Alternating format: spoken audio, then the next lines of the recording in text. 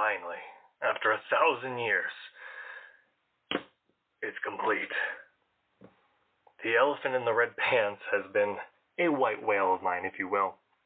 So hit subscribe because this one's an old one, except I did forget the year. Well. Anyways, it's Elephant in Red Pants from the 226 idea book. If that's wrong, I'll have it in the comments.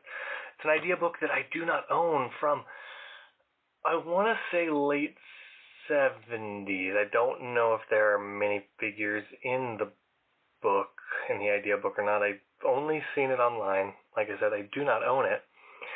But I thought that this was a really fun character in that book, and he's inspired a lot of things in my classic, I wouldn't even say collection, because I don't really collect that many classic things, but in my classic inspired journey to build things. And is he complete, actually?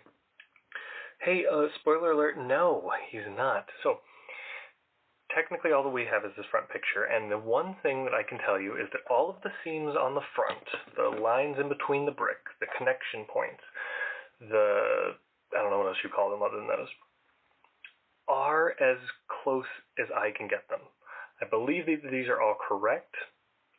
The side is where the problem comes in, and the back as well. But the side, if you notice there, can you guys get in there real good with this? I mean, we're using the old camera, so it's hard to tell, but there's a line up the side here, and actually, the entire pants are a problem area because I don't have an 8, 2, 4, 6, 8 long 2x bricks. I have 4 1x's. So technically there's a line up the side that means he's a little less stable than he could be if I was able to just get big strong bricks. But that's besides the point. The other consideration is the back side of him, which is a hilarious caricature of a mouse. If you see these as teeth. Is maybe not correct because technically all of those, this could be a 3 instead of a 4, a 1x3, and these could be 1x1s, and then I could fill in the back with blue so that the back of his head is technically more of a correct character build. But I have no reason to assume that they did that. 3s would have been possible, and speaking of, I did have to use 3s in the legs. Like, I really wish I had the 2x3 in red, but I have 2, I think, total. There's 1 there, and there's 1 there, yep. Each leg has 1, gives a little bit more stability, I hope. You know, I worked with what I could. We had to buy a set to get those slopes on the top, but he's just a very good, chunky, beef, strong model.